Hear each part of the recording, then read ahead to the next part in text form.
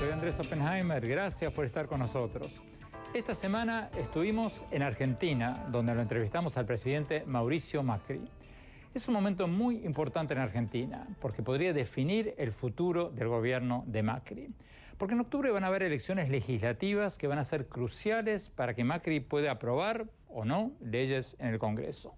Actualmente el partido Cambiemos de Macri tiene una minoría en el Congreso y muchas de sus reformas económicas están trabadas por falta de apoyo legislativo. Cuanto más bancas gane el partido de Macri, más fácil le será negociar con la oposición para aprobar sus reformas para modernizar la economía. Y estas elecciones van a ser cruciales también porque la expresidenta Cristina Fernández de Kirchner se está postulando como senadora. Y según le vaya, podría resultar en el resurgimiento de su figura o en el desplome final del proyecto populista que encabezó durante muchos años. Le preguntamos a Macri de todo. ¿Qué va a hacer si logra ampliar su bloque en el Congreso? ¿Si puede regresar el populismo a la Argentina? ¿Cuán graves son las acusaciones de corrupción contra la expresidenta Cristina Fernández de Kirchner? Y sobre sus propias controversias, como el caso de la condonación de la deuda de su padre al gobierno en el caso del Correo Argentino. Y le preguntamos también cómo va la batalla de su gobierno contra la pobreza. Porque en una entrevista que le hicimos el año pasado, Macri nos dijo que si al final de su mandato no se redujo la pobreza, su gobierno habrá sido un fracaso, sus palabras. Le preguntamos si Argentina está reduciendo la pobreza o todavía no. Y por supuesto, le preguntamos sobre la crisis de Venezuela y varios otros temas de la política latinoamericana y mundial. Veamos lo que nos dijo. Presidente Macri, muchas gracias por esta entrevista.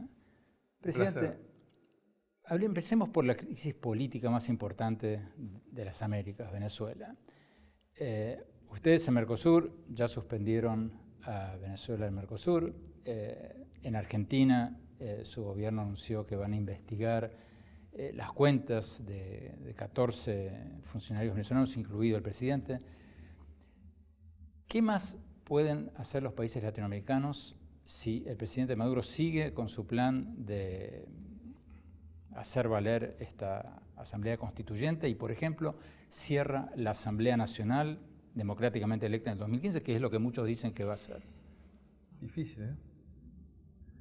Yo siento que hemos hecho un enorme avance, porque cuando empecé yo a hablar de Venezuela hace 3, 4 años, yo era alcalde de la Ciudad de Buenos Aires y la mayoría de la región negaba lo que estaba pasando en Venezuela, porque violaciones a los derechos humanos vienen hace rato.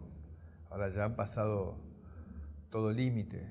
Sobre este hombre pesan cientos de muertos y esto no sé dónde va a terminar. ¿Sobre Maduro, dice usted? Sí, claro, sobre Maduro. Yo diría que todo lo que podamos, pero todo tiene un límite también, porque es un tema interno de Venezuela. Yo ya me siento contento de haber podido influir, que Mercosur tome esta posición más drástica y no siga buscando, digamos, argumentos para evadir o negar un problema brutal, bestial, extrema violencia, abandono que está sufriendo el pueblo venezolano, pero frente a el increyendo de actitudes beligerantes de Maduro, no sé cuál es la solución, honestamente. ¿Maduro es un dictador? Sí, obviamente. Entonces, todas estas frases que usa Mercosur y UNASUR, de que la democracia en peligro, todo eso, o sea, si Venezuela es una dictadura, ¿por qué siguen usando eufemismos? Estas cosas de las relaciones diplomáticas internacionales y de ideología queriendo justificar lo injustificable. Hace rato que no hay democracia en Venezuela, no hay libertad de expresión, no hay libertades garantizadas. ¿No? Leopoldo López y Ledesma y tantos otros, ¿por qué están presos? Lo último es haber removido a la fiscal, que era designada por el chavismo y que dijo basta, tuvo la dignidad de decir pongamos un límite en algún lugar. Eso no es democracia. Ahí no se respetan los derechos humanos y más allá de la gente que muere por hechos de violencia, está la gente que está muriendo por desnutrición, por abandono y cuidado sanitario. Es grave lo que está pasando en Venezuela, muy grave. ¿Hay un flujo de venezolanos a Argentina, como ha habido a Colombia, a Panamá, hasta Brasil? Sí lo hay. ¿Cuán sí grande? Están llegando cientos de venezolanos por semana. Obviamente mucho menos que lo que deben ir a Colombia, que físicamente pueden trasladarse de otra manera. Y son muy bienvenidos. Así como Venezuela recibió a los argentinos que se exiliaron o los exiliaron por la dictadura, nosotros recibimos también a los venezolanos. Parte de los comentarios que tengo es que toda gente de bien, que viene a trabajar, que viene con ganas de encontrar un lugar desde donde ayudar a los argentinos a salir adelante, porque ellos saben que estamos en un proceso que, a Dios gracias, es de crecimiento y desarrollo y vinculación con el mundo, pero que estuvimos muy cerca de terminar como ellos, ¿no? Cuando usted dice varios cientos, ¿está hablando de 200, de 300, de 500, de 700? Me dicen 200, 300. Esas son las cifras que se están manejando. Puede ser excepcionalmente que hagamos más de 1000 por mes, pero viene en aumento. Viene en aumento, porque claro, tiene una distancia, ¿no? Tienen que tener la capacidad de pagarse un ticket de avión bastante largo. Presidente, ¿qué dice usted sobre el pedido que han hecho algunos opositores venezolanos de que, al margen de las medidas diplomáticas punitivas, suspender a Venezuela de esto, expulsarla de lo otro, se tomen medidas defensivas de la Asamblea Nacional, que es el último reducto democráticamente electo de Venezuela? Por ejemplo, ellos dicen, ¿por qué los países, los opositores venezolanos, dicen, ¿por qué los países no dicen, de ahora en más vamos a supeditar nuestros contratos petroleros, por ejemplo, con Venezuela, a la aprobación de la Asamblea Nacional electa en el 2015? Es un buen punto, pero ahí la respuesta principal la tiene que dar Estados Unidos.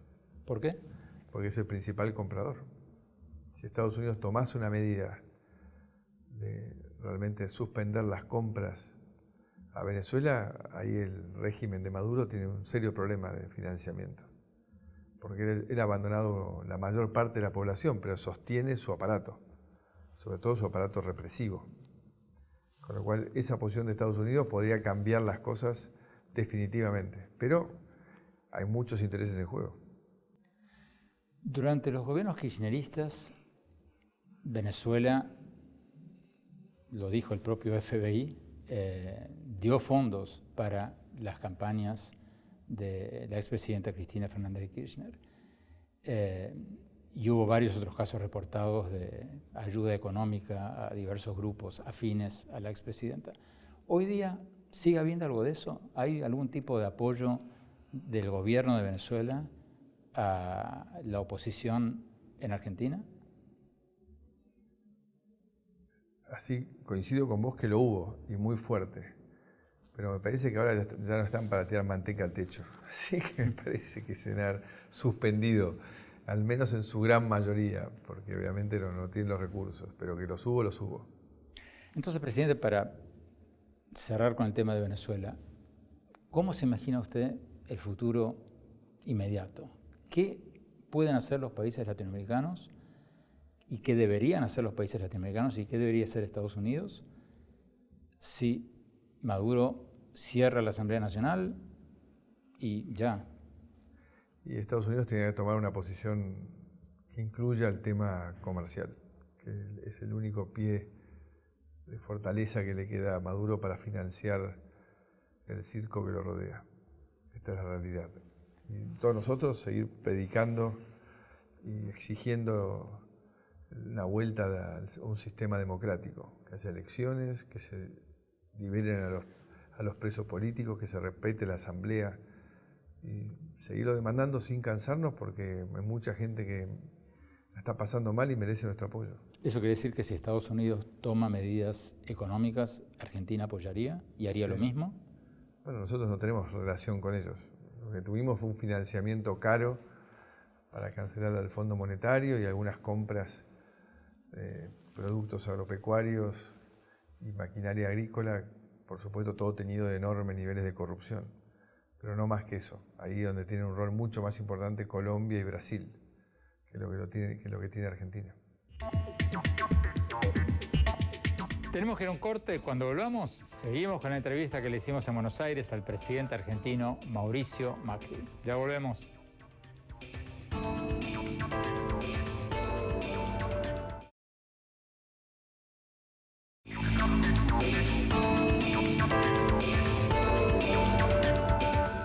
Gracias por seguir con nosotros. Estamos viendo la entrevista que le acabamos de hacer en Buenos Aires al presidente argentino Mauricio Macri. En octubre van a haber elecciones legislativas que van a ser claves para el futuro político de Macri. Si a su partido, Cambiemos, le va bien, va a poder ampliar su bloque minoritario en el Congreso y quizás pueda aprobar algunas leyes que son vitales para su agenda de modernización de la economía. Si a su partido le va mal, la expresidenta Cristina Fernández de Kirchner puede ser electa senadora con un amplio margen de votos y eso podría causarle problemas no solo políticos, sino económicos al presidente Macri. Sigamos viendo la entrevista.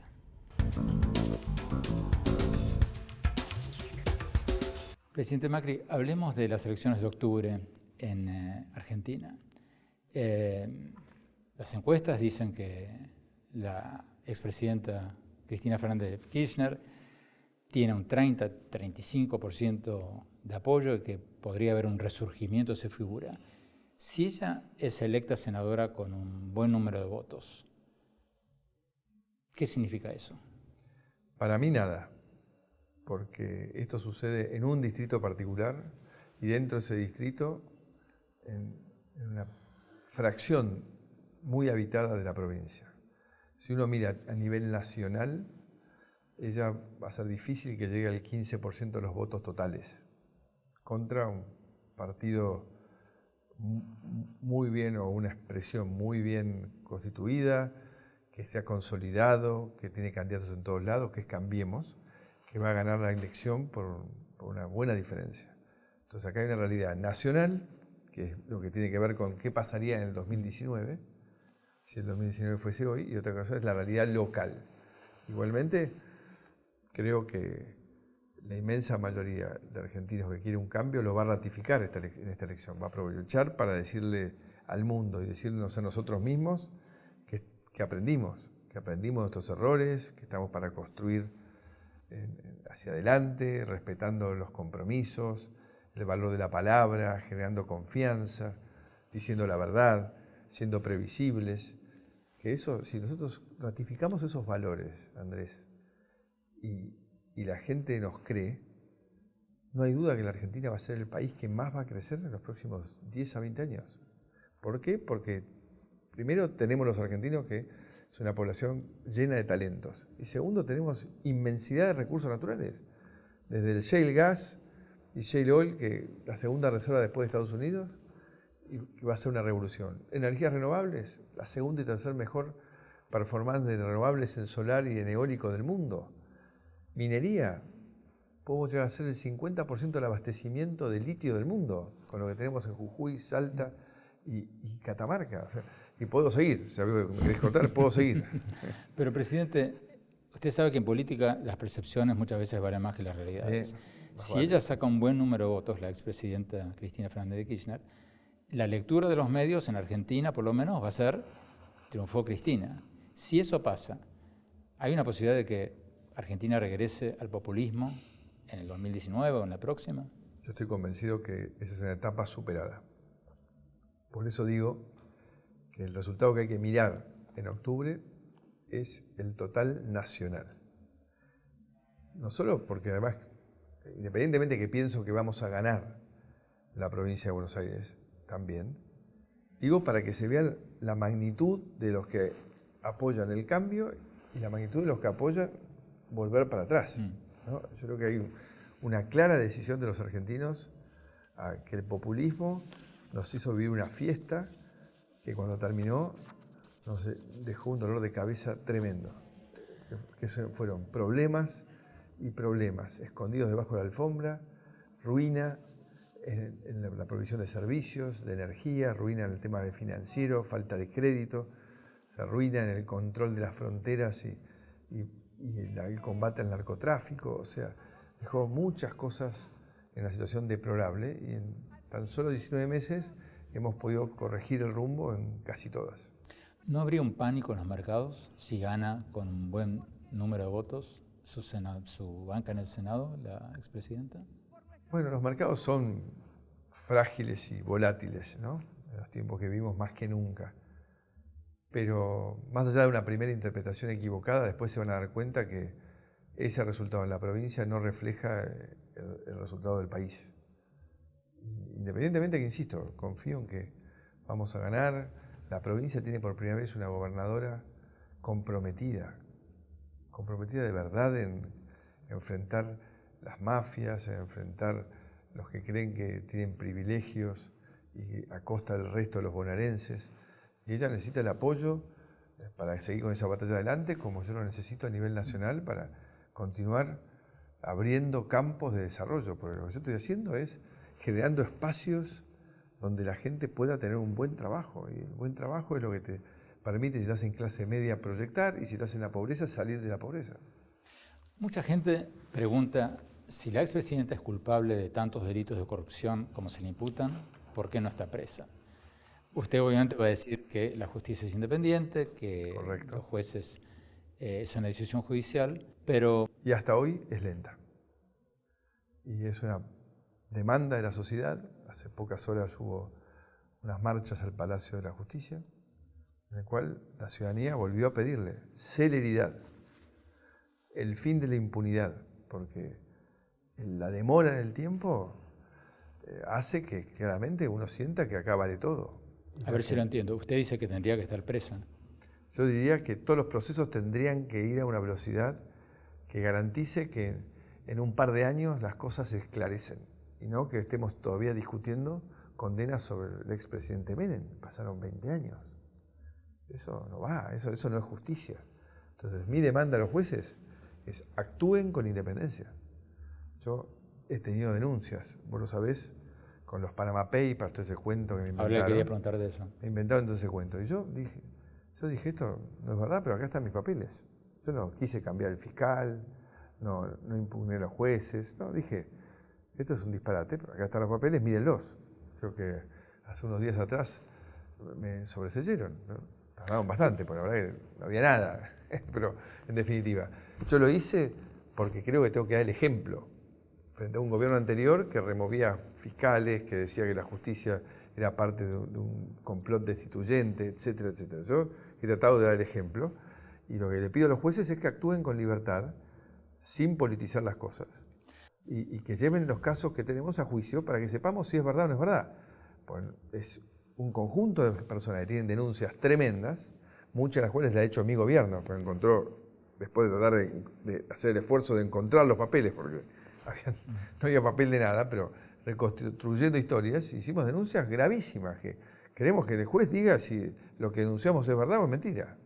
Presidente, sus opositores políticos, sobre todo los sectores kirchneristas, dicen que usted no ha sido ajeno a las controversias, ¿no? Está el caso de los Panama Papers, el caso del Correo, donde había una gestión de su padre que fue... Podemos hablar los dos temas. Y después había otro tema con su primo, en el caso de Brecht. ¿Qué dice usted a quienes dicen, bueno, en Argentina todos los presidentes tuvieron conflictos de intereses, Macri no es una excepción? Yo soy el primer presidente de la historia que agarró todos sus activos productivos y los puso en un fideicomiso ciego. Así que hace 19 meses casi que no sé qué es lo que hacen. ¿Por qué? Porque, insisto, yo estoy acá porque tengo un compromiso de alma y cuerpo, de corazón con los argentinos, de ayudarlos a salir adelante, de ayudarlos a crecer. Yo en mi vida, si quisiese dedicarme a ganar dinero, lo he sabido hacer en el sector privado. Así que yo esto lo estoy haciendo porque no le he dado importancia al dinero, y sí le doy importancia al dar. Y esto es porque en el fondo soy más egoísta que vos. Porque cuanto más das, uno más feliz es. Yo me siento feliz cada vez que ayudo a resolver una situación de una familia. Cuando un joven encuentra la posibilidad de educarse, cuando encuentra un buen trabajo, cuando le llevo la cloaca y el agua potable a una familia. Entonces estoy trabajando para eso. Y tengo cero compromiso con nadie, y menos si esa persona cree que puede violar la ley.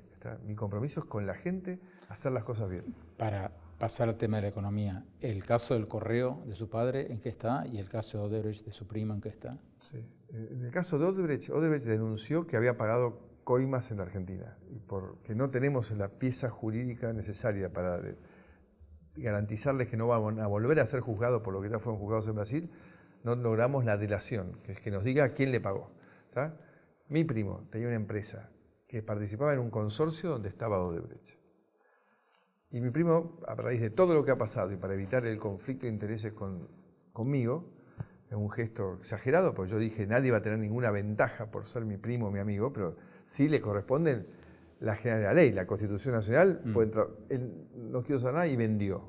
Pero no es mi tema, es un tema de él. Y lo del correo, mi familia tuvo un episodio con el gobierno anterior en el cual le sacaban la concesión y los activos y empezaron juicios cruzados.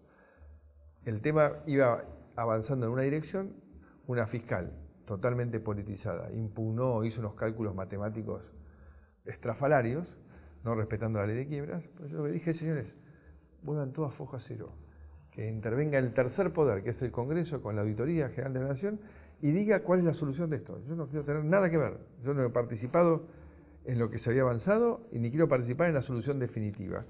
Porque, insisto, yo estoy acá para ayudar a los argentinos, no para ayudar a un amigo ni a un pariente. Yo ayudo a todos los argentinos a salir adelante dentro de la ley. Fuera de la ley, nada. Así que estoy muy tranquilo con eso.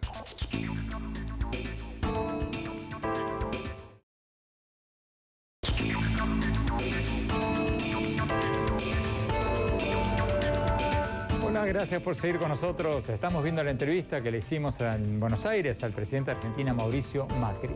Argentina, como decíamos en los bloques anteriores, se está preparando para importantes elecciones legislativas en octubre. Y esas elecciones van a ser claves para el futuro político de Macri. Si le va bien a Macri y a su partido, estas elecciones le podrían dar un nuevo envión a su gobierno y permitirle aprobar leyes que hasta ahora estuvieron frenadas por la oposición en el Congreso.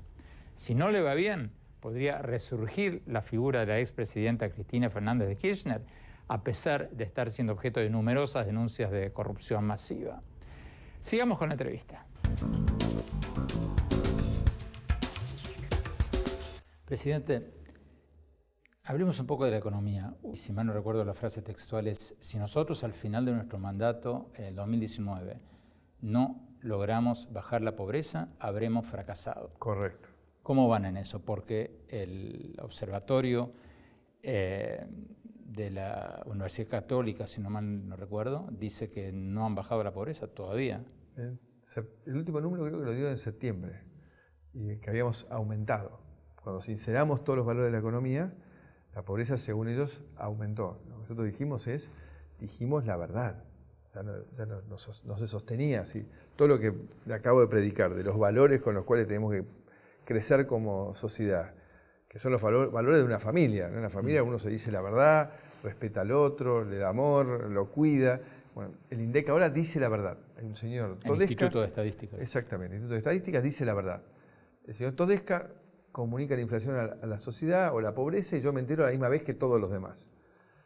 Y el año pasado se pasó dando malas noticias porque fue sincerando un montón de cosas. Además, la economía tuvo un cimbronazo cuando tuvimos que salir del cepo.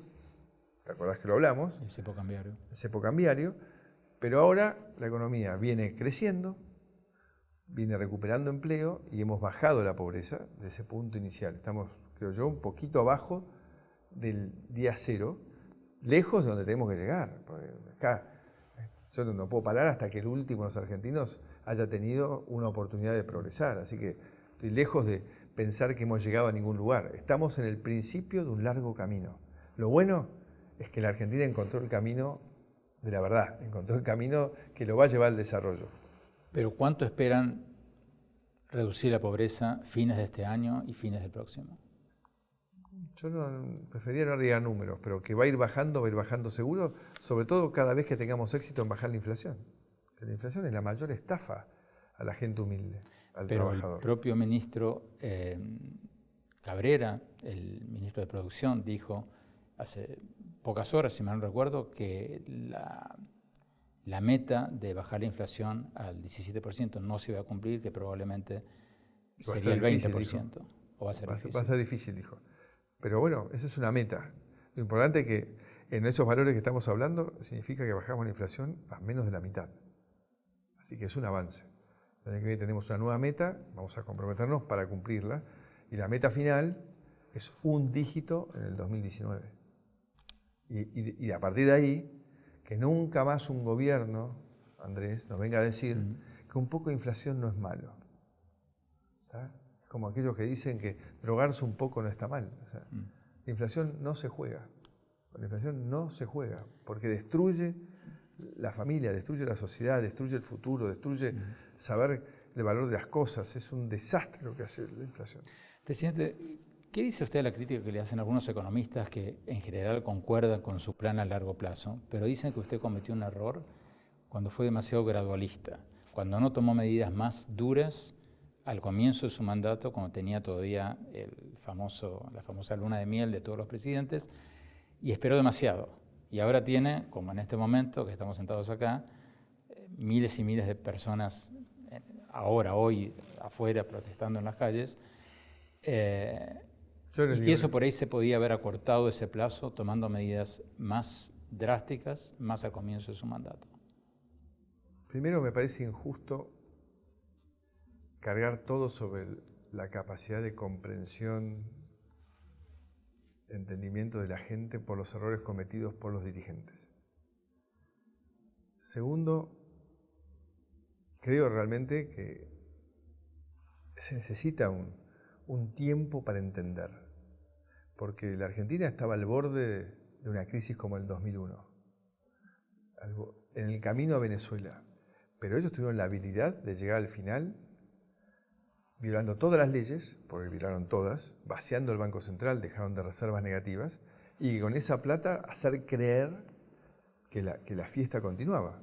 Ellos hicieron como un padre que decide invitar a toda su familia a un viaje a Europa increíble, se alquila un barco de 200 metros y fiesta todos los días, y cuando vuelven se encuentran que él había liquidado la casa, ¿no? Esto es lo que hace el populismo. Entonces, yo pretender que la gente iba a poder asumir todo eso y además hacer tamaño esfuerzo para recuperarse en tan poco tiempo, me pareció que era imposible. Yo creo que el camino que hemos tomado es el correcto, y por algo también hay más de un 50% de argentinos que sigue apoyando este camino que tomamos, porque ha entendido que yo le he demandado un esfuerzo posible.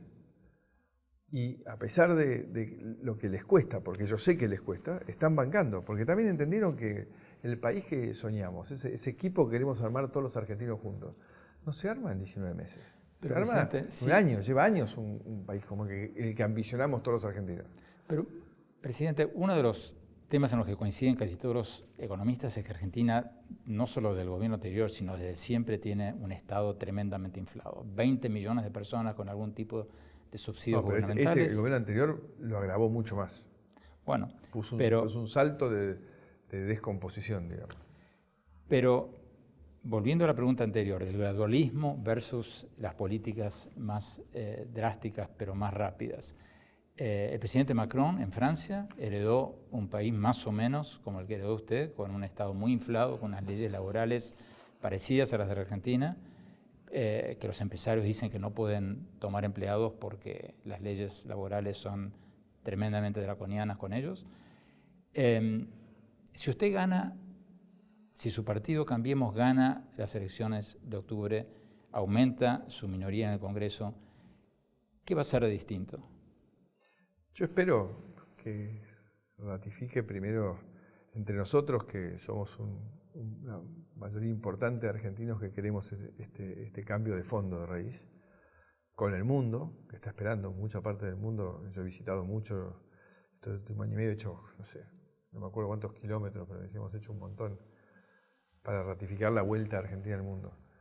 Pero también espero, después de la elección, sentarme con todo el arco opositor y fijar 4 o 5 líneas de acuerdo, que las saquemos de la discusión diaria, que nos generen estructuras para poder crecer, una estructura institucional más fuerte, con un funcionamiento mejor de la justicia, del Consejo de la Magistratura, el sistema electoral, gobierno abierto que hemos hecho. Sabés que a nivel nación pasamos del puesto 54 al 19 ya hoy creo, por la transparencia que hemos implementado en todos los programas. Necesito que hagan todo lo mismo en las provincias y las ciudades. Necesitamos una reforma impositiva porque la cantidad de impuestos que creó la Argentina en los últimos 15 años es realmente insoportable para el ciudadano y para la empresa. Tenemos que trabajar, hemos hecho reformas laborales que hay que seguir haciéndolas para que garantice la productividad como eje. Lo estamos haciendo sector por sector, dialogando y nos está yendo muy bien. Entonces yo espero que eso se acelere en términos de discutir realmente un programa a 20 años, que es lo que la Argentina visionó y siempre vio con tanta envidia de la Moncloa española. Bueno, yo creo que llegó la hora. Yo empiezo a sentir que hay gobernadores con los cuales vengo dialogando que dicen sí, puede ser necesario que realmente hagamos un acuerdo nacional sobre bases más sólidas y pensando en el largo plazo que cambie la historia definitivamente.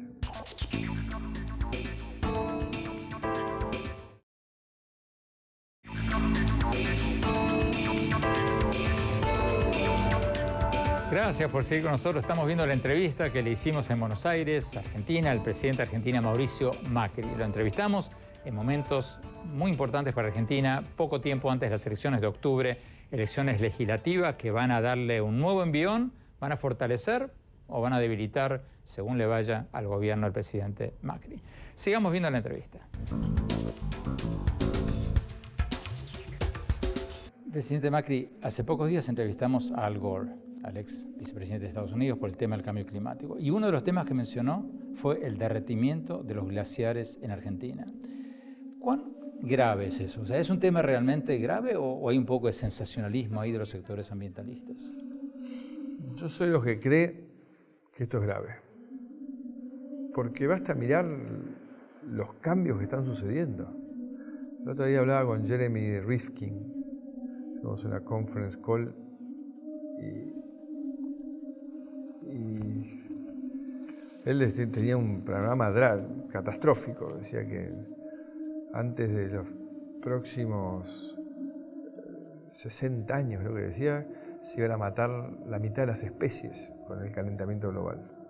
Yo lo que puedo decir es que acá en Argentina, el daño que está haciendo el cambio climático, con las tormentas de nieve, de agua, sequía, aludes, incendios.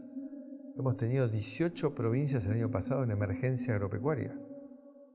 Eso no pasaba.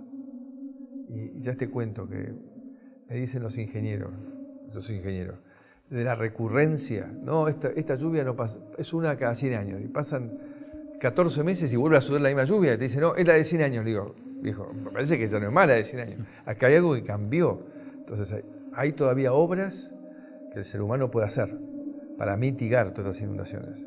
Pero si paramos acá, si esto avanza un par de grados más, esto no tiene retorno. Entonces, esto es serio, esto realmente es serio y esto significa que tenemos que ir rápidamente a un cambio de matriz energética, donde asumamos que con la mejora tecnológica, hoy estamos comprando energía solar, nosotros a $45 el mega, otros países que tienen riesgo crediticio más bajo a $35 el mega. O sea, hoy ya es muy competitivo. Obviamente falta resolver el tema del almacenamiento, ¿no? Pero eso también está avanzando y en cualquier momento va a aparecer esa batería que almacene económicamente y nos cubra los momentos que no hay sol o los momentos que no hay viento. Pero tenemos que ir hacia esa dirección. Presidente Macri, Argentina está negociando un acuerdo de libre comercio con la Unión Europea. ¿Perdieron la esperanza de algún tipo de cooperación económica mayor con Estados Unidos? Ahora que hay un presidente en Estados Unidos que obviamente no es un gran fanático del comercio ni de las relaciones con países vecinos o latinoamericanos. Él no es fanático del multilateralismo, ¿no? Pero él quiere tener relaciones comerciales con todos los países. Él siente que todo el mundo ha sacado provecho de los Estados Unidos. Yo creo que un poco exagerado. Y aparte hay que tener en cuenta que siempre el más grande tiene que tener la vocación de distribuir, ¿no? Es así en la vida en general. Cuando el amigo que tiene, te invita a los amigos que no tienen, ¿no? Esto es un poco así. Yo creo que con Estados Unidos, en estas pocas reuniones que he tenido con Donald Trump y su equipo, nos ha ido bien. Hemos empezado a abrir mercados agropecuarios con ellos, seguimos complementándonos en todos los temas de seguridad, así que yo no, al contrario, creo que arrancamos de tan abajo que tenemos muchísimo para mejorar. ¿Qué le llamó la atención en sus reuniones con él? Yo sé que ustedes se conocían, pero... Lo que confirmé que es el mismo yo conocí hace 30 años, no cambió nada, con sus mismos entusiasmos y su misma vocación de conocer. Él pregunta de todo.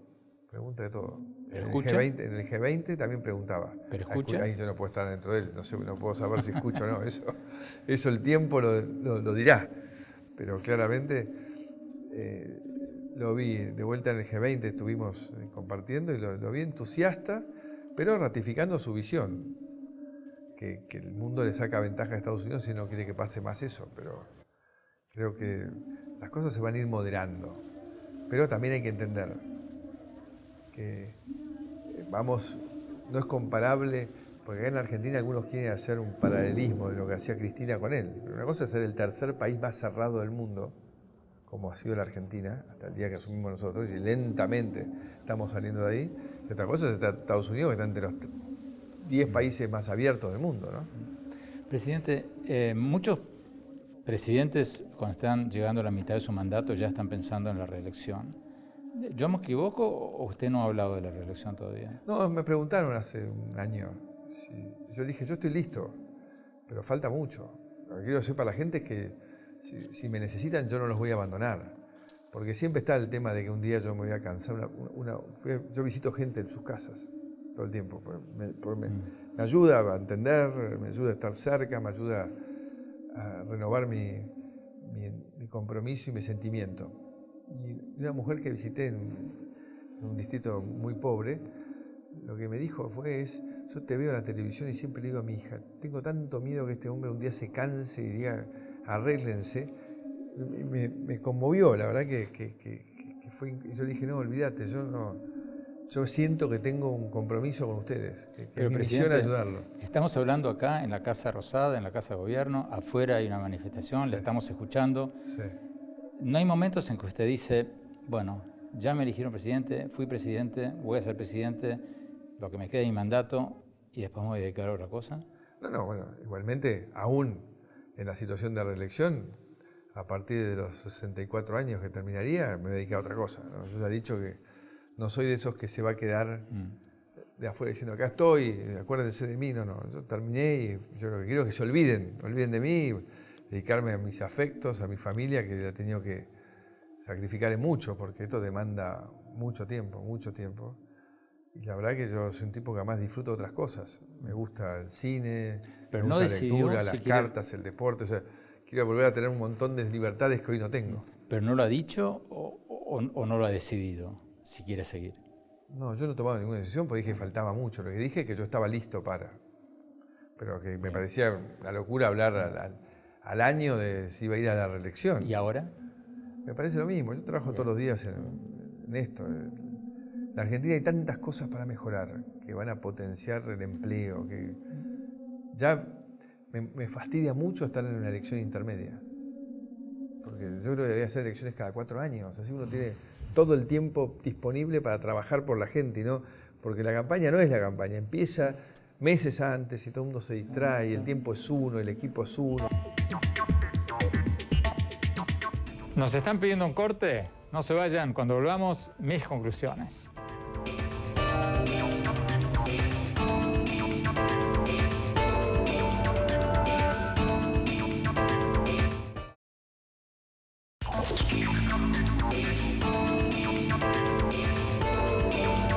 Muchas gracias por habernos acompañado y no se olviden de visitar nuestra página web andresopenheimer.com. Si se registran ahí van a poder recibir por email todas mis columnas del Miami Herald y nuestros últimos programas de televisión. Les recuerdo la dirección, es andresopenheimer.com. Y por supuesto los espero también en mi página de Facebook, Andrés Oppenheimer, y en mi Twitter, @OppenheimerA. Bueno, mi conclusión después de esta visita a Argentina y mi entrevista con el presidente Macri es que el país está mal, pero va bien. ¿Qué significa eso? Significa que mucha gente está descontenta en la Argentina, porque Argentina está cara, para los argentinos y para los visitantes. Para darles un ejemplo, las cámaras que contratamos para grabar esta entrevista con el presidente Macri nos costaron un 30 y pico, casi 40% más caras de los que pagamos en Miami. Pero también es cierto que Macri heredó un país saqueado por la corrupción en que los gobiernos del fallecido presidente Néstor Kirchner y la expresidenta Cristina Fernández de Kirchner despilfarraron la mayor bonanza económica de la historia argentina. Gobernaron cuando los precios internacionales de la soja y otras materias primas que exporta Argentina estaban por las nubes. Y en vez de invertir más en educación, en salud, en puentes y en caminos, no dejaron prácticamente nada. El dinero se fumó en una fiesta populista. El gobierno de Macri sinceró la economía, volvió a darle credibilidad al Instituto Nacional de Estadísticas Económicas, el INDEC, que bajo los gobiernos kirchneristas inventaba estadísticas tan poco creíbles que nadie, ni el Fondo Monetario Internacional, ni las demás instituciones financieras internacionales, las aceptaba. Y Macri ha comenzado, aunque muy lentamente, a reducir la inflación y a atraer inversiones nacionales y extranjeras para levantar la economía de una forma sostenible, duradera. La gran pregunta es si a Macri le llega a ir bien en las elecciones de octubre, si va a seguir siendo un administrador gradualista del cambio en la Argentina o si va a ser un líder que va a cambiar la historia del país y enterrar definitivamente esa vieja tradición populista que ha hecho que Argentina esté estancada desde hace más de medio siglo, a pesar de todas sus riquezas naturales y su gente tan talentosa. Porque ningún país puede prosperar si gasta más de lo que gana. Y Macri ha heredado un Estado ridículamente inflado. Algunos economistas calculan que hasta 17 millones de personas reciben algún tipo de subsidio estatal. Entre ellos, varios millones que reciben un sueldo por el hecho de tener un hijo. Entonces, todos los gobiernos argentinos han tenido que seguir emitiendo dinero para pagar esos subsidios, aumentando la inflación y, bueno, empobreciendo así a toda la sociedad. El gran desafío de Macri va a ser cambiar de una vez por todas eso y en lugar de que el Estado se las pase regalando dinero que se evapora con la inflación, invertir en educación, en salud, en infraestructura, en cosas que producen un crecimiento sostenido a largo plazo y que atraen cada vez más inversiones. Porque quienes dicen que hay otra forma de reducir la pobreza están contando cuentos chinos. Pan para hoy, hambre para mañana. Bueno, espero que les haya gustado el programa de hoy. Gracias. Hasta la próxima.